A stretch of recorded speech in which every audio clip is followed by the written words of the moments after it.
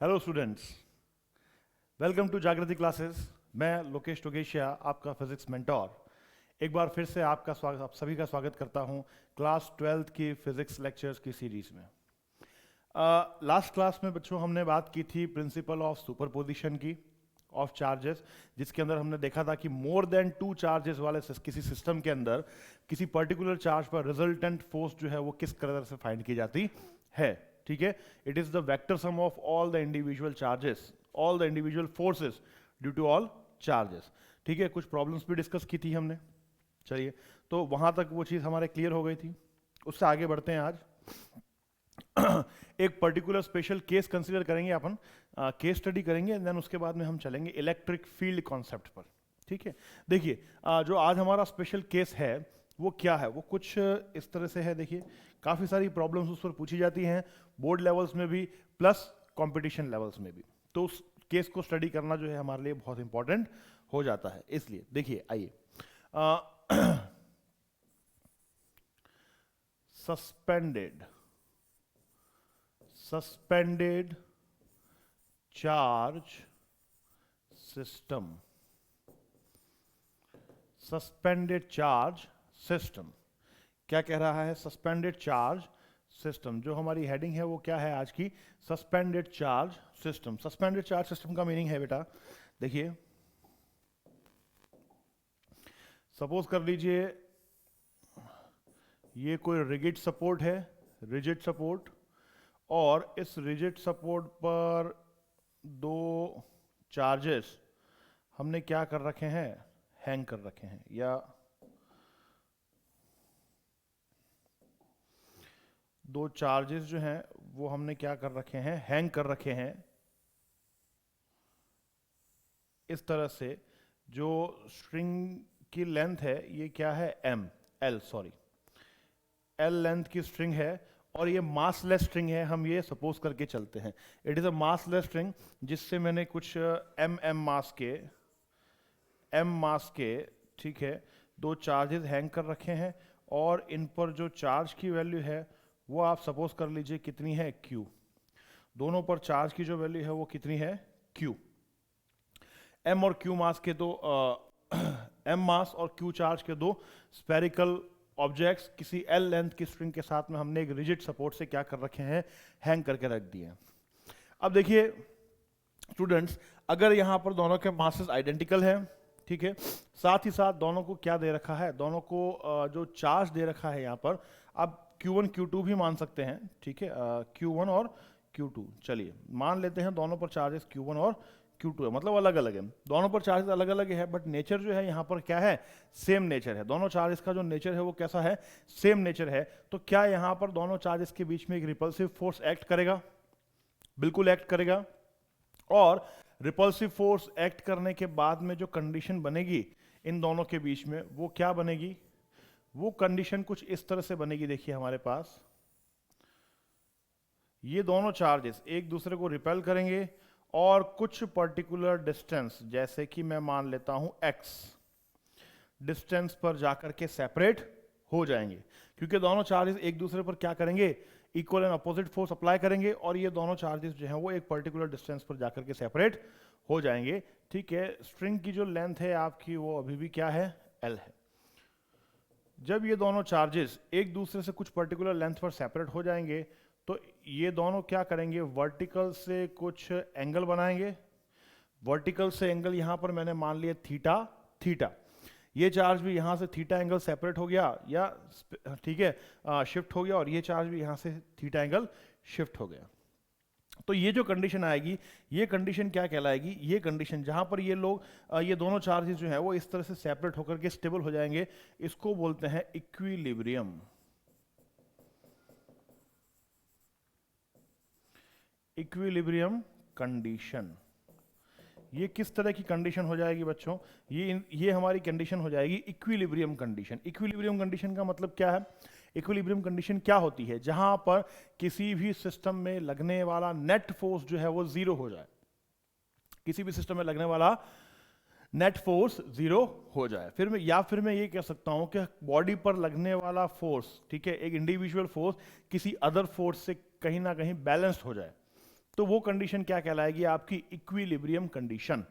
यहां पर हम देख रहे हैं दोनों चार्जेस एक दूसरे को रिपेल करते हुए कुछ पर्टिकुलर डिस्टेंस पर जाकर के सेटल डाउन हो जाते हैं। सेटल डाउन होने का मतलब यहां पर इक्विलिब्रियम कंडीशन में आ जाते हैं। इक्विलिब्रियम कंडीशन में आने का मतलब क्या हो गया? Sigma F net must be equal to 0। Net force क्या होगा? ईच एंड एवरी बॉडी पर क्या हो जाएगा? 0 हो जाएगा। अब नेट फोर्स 0 कैसे होगा, तो उसके बारे में हम यहां पर चर्चा थोड़ी सी करेंगे। तो आइए देखिए ईच एंड इंडिविजुअल बॉडीज पर किस तरह से नेट फोर्स 0 होता है, उसकी चर्चा करते हैं। नेट फोर्स कौन कौन से फोर्सेस लग रहे हैं उसकी चर्चा करेंगे। बात समझ में आ रही है? ठीक है सबको? देखिए दोबारा से, तो मैं यहां पर ये कंडीशन दोबारा यहां पर रीड्रॉ कर रहा हूं इस तरह से। मान लीजिए दोनों चार्जेस, दोनों जो आपके मास बॉडीज हैं, इस पर चार्ज Q1 मास m, चार्ज Q2 मास m, आइडेंटिकल बॉडीज हैं इसलिए मासेस मैंने यहां पर सेम कंसीडर किए हैं। नाउ देखिए ये वाला जो स्पेयर है आपका Q1 m और ये वाला जो स्पेयर है आपका Q2 m, दोनों सेपरेटेड है। ये डिस्टेंस कितनी हो गई? L। वर्टिकल से ये एंगल थीटा हो रहा है तो ये एंगल भी क्या हो रहा है? थीटा। दोनों के बीच में जो सेपरेशन है गाइस वो कितना है? x। नाउ अब अगर हम एक चार्ज की बात करें तो देखिए इस एक पर्टिकुलर चार्ज बॉडी पर कौन कौन सा फोर्स लग रहा है? एक फोर्स तो ये लग रहा है जो ये चार्ज इस पर लगा रहा है, रिपल्सिव फोर्स इस डायरेक्शन में, रिपल्सिव फोर्स लग रहा है, इलेक्ट्रोस्टैटिक रिपल्सिव फोर्स Fe। दूसरा इस मास बॉडी का अपना वेट mg जो कि डाउनवर्ड एक्ट होगा। मास बॉडी का अपना वेट mg जो कि कहां एक्ट हो रहा है? डाउनवर्ड एक्ट हो रहा है। थर्ड काइंड ऑफ फोर्स जो लग रहा है वो स्ट्रिंग में लगेगा गाइस। स्ट्रिंग में कौन सा फोर्स लगेगा? टेंशन फोर्स लगेगा T। स्ट्रिंग जब ये नीचे इस तरह से हैंग हो जाएगा ना तो आपकी जो रस्सी है वो तन जाती है। तन जाने का मतलब क्या है? उसमें टेंशन डेवलप हो जाता है। क्लियर है? तो तीसरा फोर्स जो यहां पर लग रहा है मैंने मान लिया क्या है? टेंशन। अब देखिए किसी एक सेम यहां पर भी सेम कंडीशन रहेगी। इस तरफ रिपल्सिव फोर्स हो जाएगा Fe, यहां पर इसका जो वेट होगा mg और इस स्ट्रिंग के अंदर फोर्स लगेगा वो टेंशन T। क्लियर है सभी को? आई होप डायग्राम क्लियर होगा आपको। नाउ अब ये जो तीनों फोर्सेस यहां पर लग रहे हैं, अगर ये बॉडी इक्विलिब्रियम में है इसका मतलब ये तीनों फोर्सेस, इंडिविजुअल फोर्सेस जो हैं वो किसी ना किसी फोर्स से जरूरी बैलेंस हो रहे होंगे। वो किसी ना किसी फोर्स से 110% क्या हो रहे होंगे बेटा? बैलेंस हो रहे होंगे। तो आइए इनको बैलेंस करते हैं। कैसे बैलेंस करेंगे? देखिए आपका mg जो है वो प्रॉपर y डायरेक्शन में अप्लाई हो रहा है तो इसके हम कंपोनेंट्स नहीं बनाएंगे। आपका जो Fe है वो प्रॉपर x डायरेक्शन में अप्लाई हो रहा है तो इसके भी कंपोनेंट्स नहीं बनेंगे। बात रही T की, किसकी? टेंशन की। तो टेंशन फोर्स जो है वो कुछ पर्टिकुलर थीटा एंगल पर अप्लाई हो रहा है फ्रॉम दी वर्टिकल। वर्टिकल से देखिए अगर ये थीटा है तो यहां पर अगर मैं एक एक्सिस ड्रॉ करता हूं इस तरह से तो क्या ये एंगल भी थीटा बनेगा? क्लियर है? Alternate angle Z, alternate angle Z बन रहा है। तो वर्टिकल से देखिए T एंगल, थीटा एंगल पर ये अप्लाई हो रहा है टेंशन T। तो क्या मैं इस T टेंशन के दो कंपोनेंट्स बना सकता हूं क्या? क्या मैं इस टेंशन फोर्स को कंपोनेंट्स में रिजॉल्व कर सकता हूं क्या? बिल्कुल बेटा, मैं इस टेंशन फोर्स को कंपोनेंट्स में रिजॉल्व कर सकता हूं। आइए देखिए कैसे। ये कंपोनेंट क्या हो जाएगा इसका? क्योंकि इस एक्सिस के साथ में इसने एंगल क्रिएट किया है तो ये हमेशा इसका क्या होगा? Horizontal component which is T cos theta. Whereas यहां इस डायरेक्शन में क्या हो जाएगा बेटा? वर्टिकल कंपोनेंट आएगा T sin थीटा। यही सेम कंडीशन क्या होगी? इस चार्ज के साथ में भी होगी। क्लियर है? मैं एक के लिए बना रहा हूं, दोनों के लिए ये चीज एप्लीकेबल होगी। तो यहां पर देखिए, अब देखिए तो हमें कुछ बैलेंसिंग फोर्सेस की कंडीशन दिखाई दे रही है, सिचुएशन दिखाई दे रही है कि यहां पर कोई ना कोई फोर्स जो है वो किसी अदर फोर्स से बैलेंस हो रहा होगा। कैसे? mg जो है वो T cos थीटा से बैलेंस हो रहा है एंड Fe जो है वो T sin थीटा से बैलेंस हो रहा है। तो यहां पर हमें फोर्स की इक्वेशन मिलेंगी दो। कैसे कैसे? T sin theta is equals to Fe equation 1 and T cos theta must be equals to mg equation 2। आपके पास में देखिए अगर आप इक्विलिब्रियम कंडीशन में नेट फोर्स जीरो करते हैं या ईच एंड एवरी फोर्स को बैलेंस करते हैं किसी दूसरे फोर्स से, तो आपको ये दो कंडीशंस मिलेंगी बेटा फोर्सेस की। देखिए टी साइन थीटा जो है वो बैलेंस कर रहा है एफ ई को, और एम जी जो है वो बैलेंस कर रहा है टी कॉस थीटा को। I hope it is clear to you. तो यहां से दो फोर्स की कंडीशन आएंगी, तो आपके पास में जो फोर्स की कंडीशन आ गई है, इसी कंडीशन की हेल्प से हम सारे अननोन क्वांटिटीज की वैल्यूज जो है वो यहां पर कैलकुलेट कर लेंगे। अननोन क्वांटिटीज की वैल्यूज आपका क्या करेंगे यहां पर कैलकुलेट करेंगे। क्या क्या अननोन क्वांटिटीज है अभी बात करते हैं। देखिए क्लियर है यहां तक गाइस, देख लीजिए आगे बढ़ते हैं अगर यहां तक क्लियर हो चुका होगा। देखिए तो ये दो कंडीशन आ गई हमारे पास में। नेक्स्ट चलिए हम बात करते हैं इसी की। तो दोबारा से मैं यहीं पर रिक्रिएट कर देता हूं कंडीशन कुछ इस तरह से। x इस डायरेक्शन में force F E, tension T, theta it is T cos theta, T sine theta, theta theta M G. Clear है। तो हमारे पास में देखिए यहां से दो इक्वेशंस आ गई। कौन कौन सी इक्वेशन आई है, टी कॉस थीटा जो है बैलेंस कर रहा है एम जी को, टी साइन थीटा बैलेंस कर रहा है आपके एफ ई को। इसको हमने फर्स्ट इक्वेशन माना था, इसको 2 माना था, इसलिए ले लेते हैं। ठीक है। नाउ अब अननोन क्वांटिटी क्या है, पहला टेंशन, या सॉरी टेंशन नहीं, पहला हम फाइंड कर लेते हैं angle theta from vertical. Angle theta from vertical, angle theta from vertical का मतलब क्या, वर्टिकल से जिस एंगल पर ये सस्पेंड हुआ है ना इक्विलिब्रियम पोजीशन में, वो एंगल कितना होगा, वो थीटा कितना होगा, यहां पर उसकी बात करेंगे। तो अगर आपको वो थीटा कैलकुलेट करना है गाइस, तो आपको कुछ नहीं करना है, इक्वेशन 1 को डिवाइड करना है इक्वेशन 2 से। इक्वेशन 1 को क्या करना है, डिवाइड करना है इक्वेशन 2 से। अगर हम इक्वेशन 1 को डिवाइड करते हैं इक्वेशन 2 से, तो देखिए T sine theta divide by T cos theta is equals to F E upon W. क्या मैं एम जी को डब्ल्यू लिख सकता हूं? जी हाँ, मैं एम जी को डब्ल्यू लिख सकता हूं, क्योंकि डब्ल्यू मीन्स क्या हो गया आपका, वेट ही तो हुआ।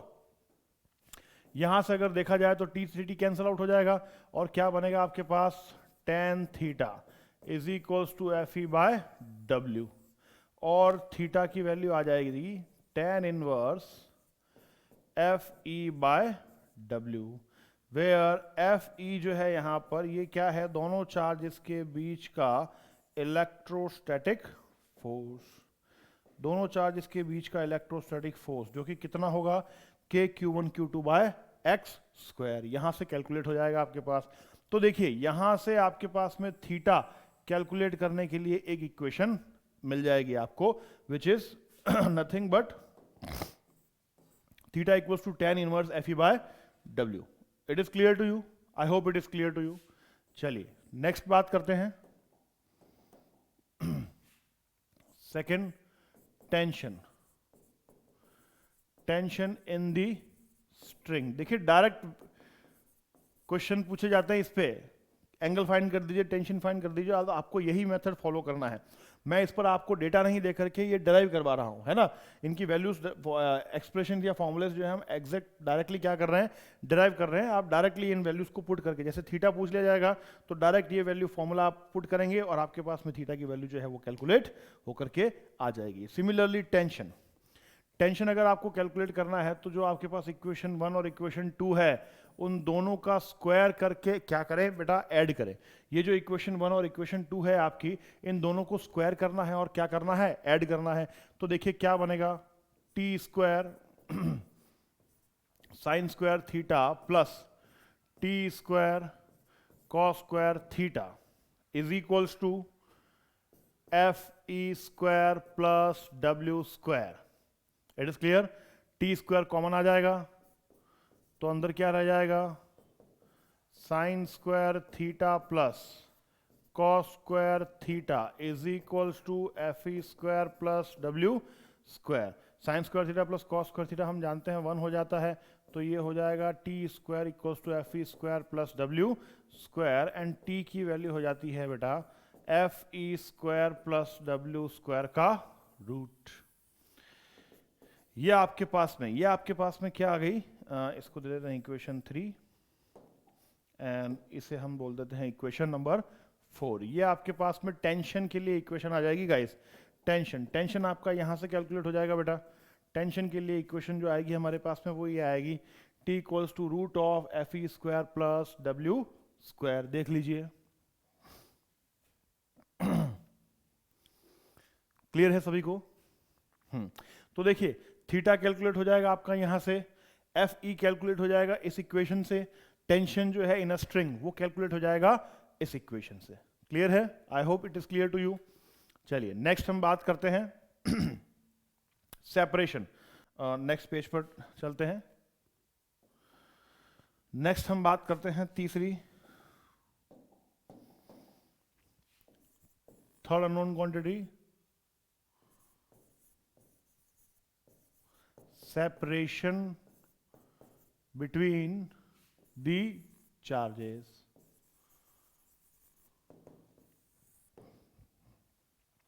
सेपरेशन बिटवीन दी चार्जेस, दो चार्जेस के बीच का सेपरेशन। सेपरेशन कैसे?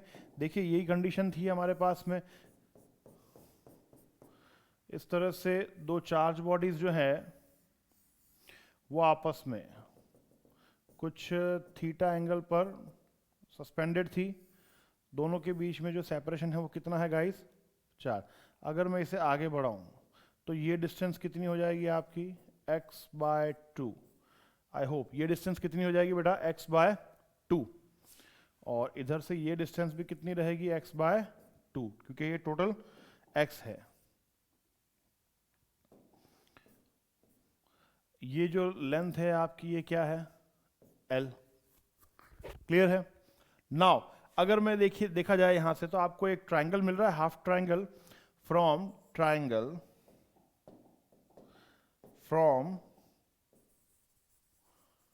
ट्रायंगल साइन थीटा क्या हो जाएगा गाइस?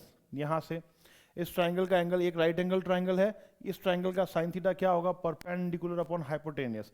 परपेंडिकुलर क्या है? आप यहां पर आपका x/2 और हाइपोटेनियस है l, जहां तक मुझे दिखाई दे रहा है। देखिए इस राइट एंगल ट्रायंगल का परपेंडिकुलर x/2 और हाइपोटेनियस l क्या होगा गाइस?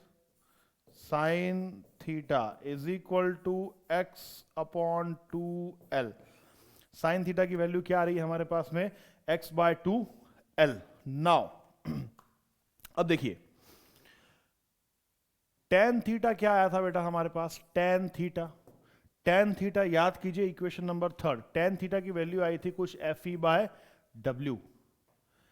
अब यहां पर if theta is very small, जो कि होगा, ये जो थीटा बन रहा है ना वर्टिकल से, ये क्या है? ये बहुत स्मॉल है। स्मॉल होने का मतलब क्या है कि थीटा की वैल्यू जो है वो 1 डिग्री से लगा करके 10 डिग्री के बीच में ही होती है। कितनी होती है? 1 डिग्री से लगा करके 10 डिग्री के बीच में ही कहीं लाई करती है। और अगर थीटा की वैल्यू 1 डिग्री से 10 डिग्री के बीच में कहीं लाई करती है गाइस, तो हमेशा ध्यान रखिएगा थीटा कैसे कंसीडर होगा? Very small. अब अगर ये थीटा बहुत स्मॉल होता है, जो कि होगा यहां पर, क्लियर है ना, तो आपको क्या करना है? tan थीटा जो है वो सिमिलरली लिखा जाता है ओनली एंड ओनली थीटा के। tan थीटा को किसके सिमिलर लिखा जाता है? Only and only theta. Similarly sine theta को भी लिखा जाता है similar to only and only theta के। अगर मैं इन दोनों को लिख दूं, देयरफॉर यहां पर tan थीटा जो है वो सिमिलर टू क्या बन जाता है? साइन थीटा, क्योंकि दोनों की वैल्यूज थीटा ही लिखी जाएगी। tan थीटा को भी आप सिर्फ और सिर्फ क्या लिखेंगे? थीटा में कंसीडर करेंगे। साइन थीटा को भी आप क्या करेंगे? थीटा में कंसीडर करेंगे। तो मतलब tan theta is similar to हो जाएगा हमारे पास में गाइस साइन थीटा। देयरफॉर क्या मैं इस इक्वेशन में, ये जो दिख रही है ना आपको, इस इक्वेशन में साइन थीटा की जगह tan थीटा पुट कर सकता हूं क्या? साइन थीटा की जगह tan थीटा पुट कर सकते हैं। आइए देखिए साइन थीटा क्या था हमारे पास? Sine theta is equal to x/2l therefore sine theta की जगह हम पुट कर देते हैं tan theta is equals to x by 2l, और ऑल्सो टेन थीटा की जो वैल्यू होती है एक्चुअल में वो होती है f अपॉन w या F E by W, tan theta की एक्चुअल वैल्यू। दोनों को कंपेयर करें तो क्या हो जाएगा, x by 2l is equals to F E upon W. देख लीजिए, दोनों को कंपेयर करेंगे तो ये हो जाएगा x by 2l, F E का मतलब k q1 q2 by X square into W, या फिर w को आप लिखना चाहें तो mg भी लिख सकते हैं। आई होप आप लोगों को समझ में आ रहा है। x बाय 2l हो गया, यहां से कंपेयर कर लिया। देखिए दोनों टेन थीटा की वैल्यूज को क्या किया गया है, कंपेयर किया गया है बेटा। टेन थीटा की वैल्यू इसके भी इक्वल, टेन थीटा की वैल्यू इसके भी इक्वल, दोनों को कंपेयर किया तो x by 2l is equal to k q1 q2 by X square mg। यहां से आप इसको सॉल्व करेंगे तो क्या हो जाएगा guys, x cube is equals to 2 k q1 q2 l divide by mg। x cube की वैल्यू क्या आएगी, 2k q1 q2 l divide by mg, और x क्या हो जाएगा, ओनली x हो जाएगा आपका 2, ओनली x की वैल्यू देखिए, ओनली x की वैल्यू हो जाती है आपकी 2k q1 q2 l divide by mg whole power 1/3, cube root हो जाएगा इसका होल पावर 1/3। तो यहां से देखिए x की वैल्यू अगर हमें कैलकुलेट करनी होगी तो इस इक्वेशन से डायरेक्ट कैलकुलेट हो जाएगी, where x is what, separation between the two charges at equilibrium condition. Clear है बेटा, I hope it is clear to you. इस चीज का ध्यान रखना पड़ेगा आपको, if theta is very small, अगर ये थीटा जो कि होता है, थीटा यहां पर बहुत स्मॉल होता है, इसलिए हमने टेन थीटा और साइन थीटा की वैल्यूज को इक्वेट कर दिया, क्योंकि दोनों के लिए थीटा जो है वो क्या है, सेम है। क्लियर है, चलिए इसकी कुछ स्पेशल केस देखते हैं, स्पेशल कंडीशंस भी देखते हैं ये इसकी, जैसे कि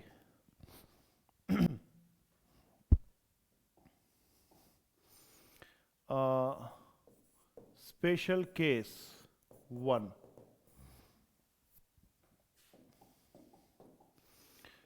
if the whole system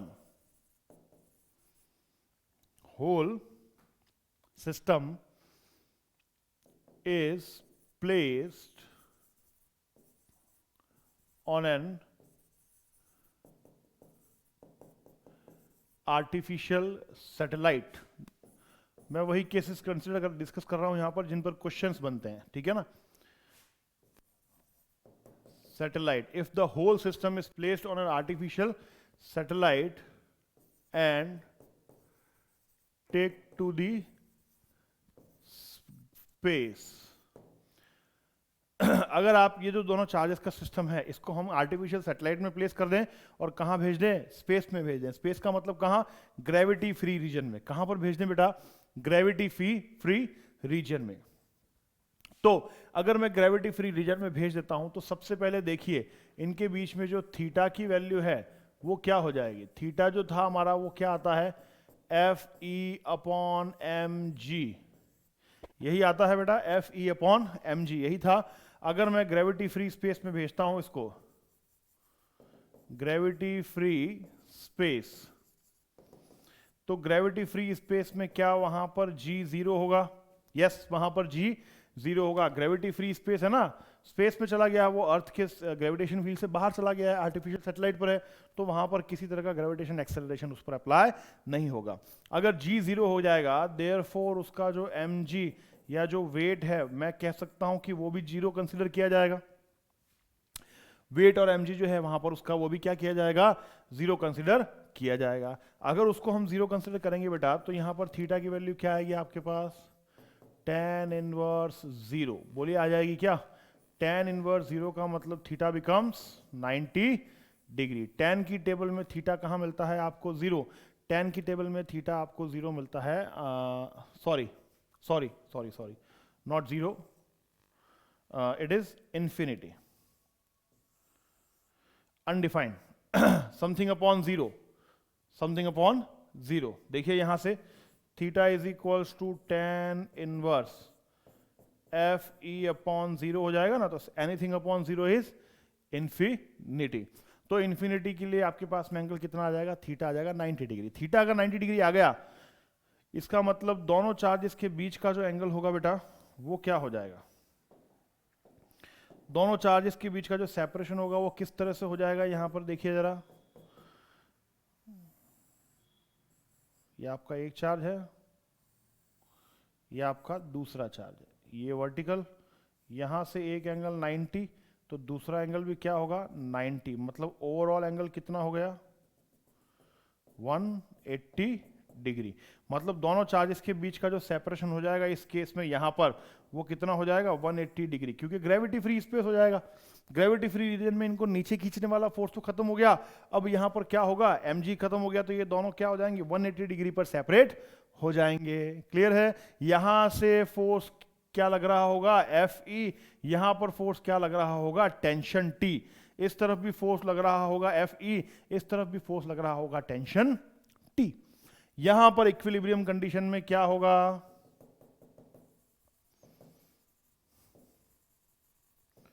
equilibrium condition में Fe जो होगा वो सिर्फ और सिर्फ टेंशन से ही बैलेंस्ड होगा मेरे बच्चों। Fe जो होगा वो सिर्फ और सिर्फ टेंशन से ही क्या होगा? बैलेंस्ड होगा। आई होप आपको ये कंडीशन समझ में आ चुकी होगी। अगर इस पर क्वेश्चन आएगा तो इसी कंडीशन के अकॉर्डिंग हमें सॉल्व करना है। It is clear to you? ठीक है, इसी कंडीशन के अकॉर्डिंग आपको ये सॉल्व करना है बेटा। ये आपका एक कंडीशन हो जाएगी। एक कंडीशन में और ले रहा हूं, काफी फेमस कंडीशन है, देख लीजिए। आगे बढ़ा जाए। Okay, so move on. Case second,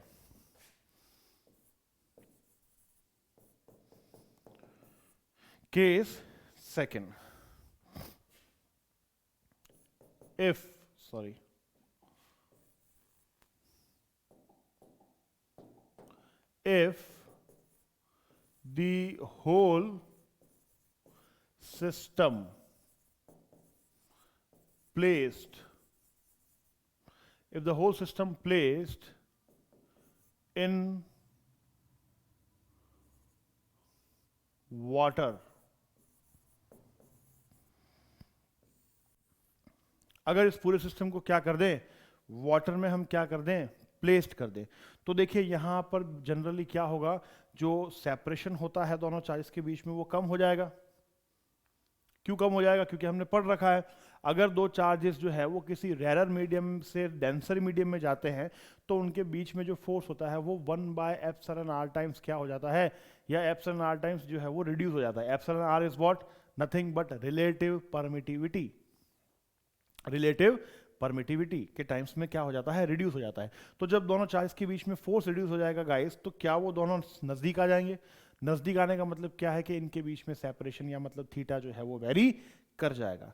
कौन सा थीटा ज्यादा वेरी करेगा, कौन सा थीटा कम वेरी करेगा, उसकी बात करते हैं। देखिए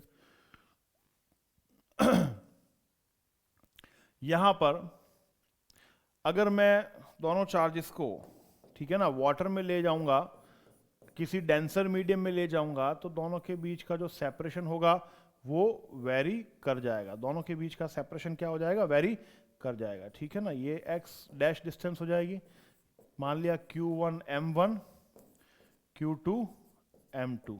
अब मैं यहां पर दोनों मासेस को आइडेंटिकल नहीं मान रहा हूं, ये m2 है और ये m1 है, ऐसा मान के हम चल रहे हैं।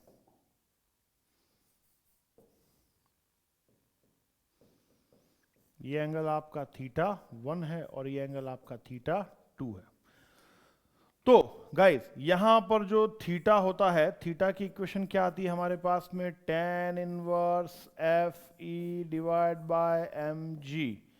थीटा की इक्वेशन क्या आती है? tan inverse F E divide by M G.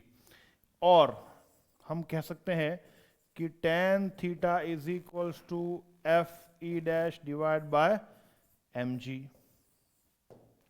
यहां से मैं कहूंगा कि जो थीटा है वो इनवर्सली प्रोपोर्शनल है किसके, m के।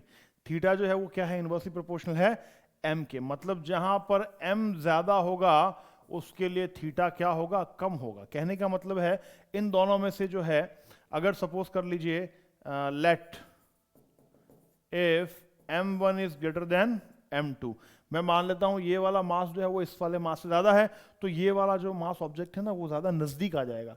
नजदीक आ जाएगा इसका मतलब क्या है, इसका थीटा 1 जो है वो छोटा हो जाएगा। और या फिर ये बोला जा सकता है कि ये वाला मास जो है वो ज्यादा दूर चला जाएगा। जब ये दूर चला जाएगा तो इसका थीटा बढ़ जाएगा। Therefore theta 1 is less than theta 2। बोलिए समझ में आ रही है बात? m1 greater than m2, then theta 1 is less than theta 2. It is clear to you? देख सकते हैं आप, ठीक है ना। तो थीटा कम होगा, लेकिन किसके रिस्पेक्ट में कम होगा, inversely proportional to the masses of both the charges. Clear? Now इसमें एक और कंडीशन देखिए,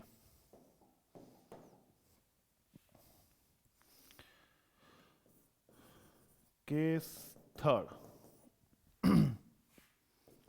if whole system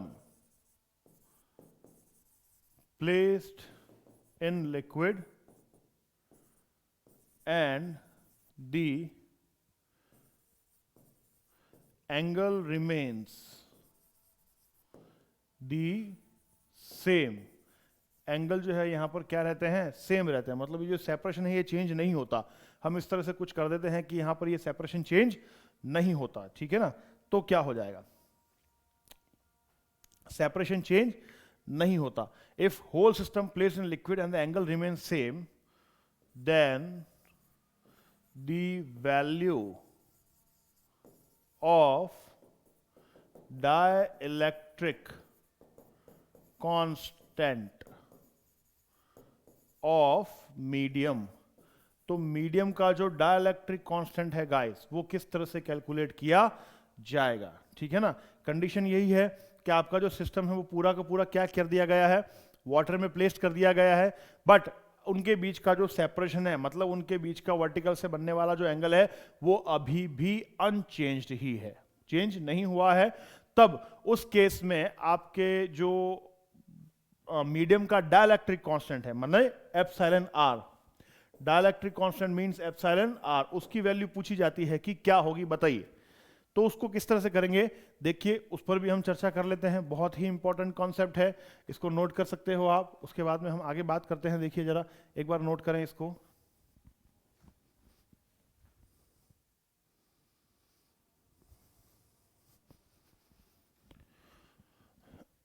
देखिए यहां तक बात समझ में आई। अब एक कहानी है, जब ये एयर में है बेटा, देखिए किस में है, अभी तक ये चार्ज सिस्टम एयर में है, तो कुछ इस तरह की कहानी होगी।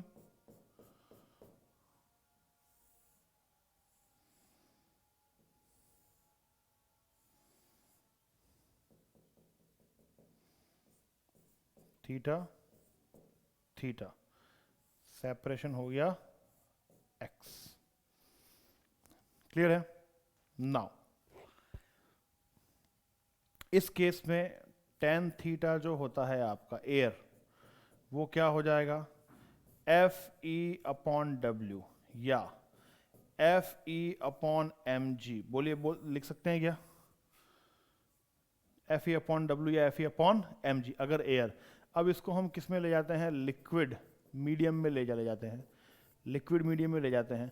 तो कंडीशन क्या कह रही है, कंडीशन ये कह रही है, बता रही है आपको कि दोनों के बीच का जो सेपरेशन है बच्चों वो अभी भी अनचेंज्ड है। अनचेंज मतलब ये अभी भी थीटा है और ये अभी भी थीटा है। तब इस केस में यहां जो tan थीटा हो जाएगा, क्या वो एफ एम हो जाएगा और वेट भी डब्ल्यू डैश हो जाएगा क्या? क्या वेट आपका वही रहेगा बॉडी का mg? नहीं, वेट आपका mg नहीं रहेगा, क्योंकि जब हम डेंसर मीडियम में चले जाते हैं तो बॉडी का वेट जो होता है वो एपेरेंट वेट होता है। क्या होता है? Apparent wait. देखिए Fe की जगह Fm आ जाएगा और W की जगह क्या आ जाएगा, W डैश। एफ की जगह एफ एम आ जाएगा और डब्ल्यू की जगह क्या आ जाएगा, डब्ल्यू डैश। अगर हम इसको लिक्विड मीडियम में ले जाते हैं तो थीटा दोनों का अभी भी क्या है, सेम है। ठीक है, देखिए आगे देखते हैं जरा। एयर के केस में बेटा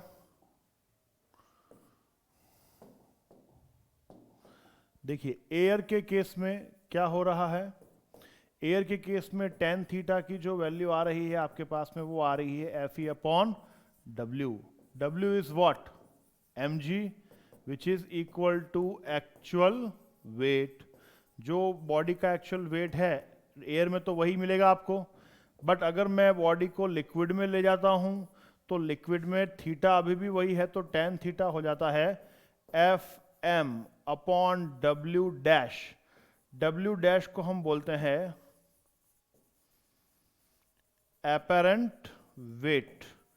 ये एपरेंट वेट किसकी वजह से आता है बेटा, एम जी डैश। जी की वैल्यू चेंज हो जाती है ना, जी की वैल्यू मीडियम में जाने पर चेंज हो जाती है, तो यहां पर इसे हम कहते हैं apparent wait.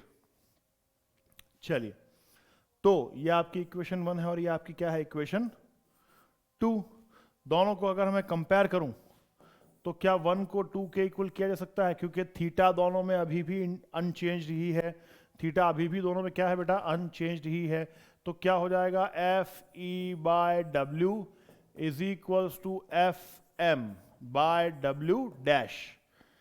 F E by W is equal to, क्या हम एफ एम को F E by epsilon R into W dash नहीं लिख सकते क्या, बिल्कुल लिख सकते हैं बेटा। हमने पहले बात कर रखी है, किसी भी मीडियम का फोर्स जो होता है वो epsilon not times force in air के इक्वल ही होता है, एप्सिलॉन आर टाइम्स। क्लियर है, तो ये बन गया। यहां से देखा जाए तो एफ ई कैंसल आउट, क्या बना, 1 upon W is equals to 1 upon epsilon R times, sorry W dash, epsilon R times W dash. क्या ये इक्वेशन आ जाएगी हमारे पास, चलें, वेरी गुड। W क्या है यहां पर आपका, एक्चुअल वेट। W डैश क्या है, एपरेंट वेट। ध्यान रखिएगा, एक्चुअल वेट का मतलब हो गया यहां पर बेटा M G 1 upon epsilon R, और ये हो गया एम जी डैश। अब एपरेंट वेट का फॉर्मूला आपको यहां पर आना चाहिए। एपरेंट वेट कैसे फाइंड किया जाता है, W डैश, ये हो जाता है actual wait minus up thrust. Apparent wait W dash find करने का फॉर्मूला जो होता है वो होता है actual wait minus up thrust. 11th class में जब हम फ्लूइड मैकेनिक्स पढ़ते हैं, जब हम बायंसी फोर्स के बारे में बात करते हैं ना, law of flotation, buoyancy force, clear है, तो वहां पर ये चीज आती है guys, apparent wait. Actual weight minus up thrust. Up thrust is what? Up thrust is buoyancy force which applied by the liquid or displaced liquid to the body in upward direction. जब body किसी liquid में जाती है ना तो वो अपने volume के बराबर, ठीक है, का जो पानी है उसको अपनी जगह से हटा देती है, तो वो सारा पानी क्या होता है, नीचे इकट्ठा होकर के बॉडी पर वापस एक अपवर्ड फोर्स लगाता है, ठीक है ना, बायंसी फोर्स, अपनी जो एक्चुअल पोजीशन है उसको गेन करने के लिए, उसी को हम बोलते हैं अप थ्रस्ट। एक्चुअल वेट क्या हो गया बेटा, एक्चुअल वेट तो हो जाएगा आपका M G minus up thrust, क्या हो जाएगा, अप थ्रस्ट हो जाएगा M dash G. Up thrust क्या होता है, weight of liquid displaced. Actual weight तो क्या हो गया, weight of body which is immersed in liquid, और अप थ्रस्ट क्या हो जाएगा, वेट ऑफ लिक्विड डिस्प्लेस्ड, जो लिक्विड अपनी जगह से हटा दिया गया है ना उसका वेट। आइए उसकी बात करते हैं। क्या मैं mg को लिख सकता हूं क्या, v rho S G, volume into density. m को हमने लिख दिया volume into density. Rho S is what, rho S is density of solid body which is immersed in liquid. v rho S G minus, इसे हम लिखेंगे v rho L G. क्या इसे ये लिखा जा सकता है बेटा, v rho L G. V is what, volume of liquid displace. क्या लिक्विड का जो डिस्प्लेस लिक्विड का जो वॉल्यूम है वो बॉडी के वॉल्यूम के इक्वल ही होगा, बिल्कुल होगा। जितना बॉडी का अपना वॉल्यूम है उतना ही तो लिक्विड अपनी जगह से हटेगा, इसलिए यहां पर देखिए वॉल्यूम की वैल्यूज दोनों जगह इक्वल होती है। Whereas rho L is what? Density of liquid, density of liquid. यहां से अगर हम इसको सॉल्व करें तो इसको कुछ इस तरह से सॉल्व करेंगे कि V rho SG मैं कॉमन ले लूंगा.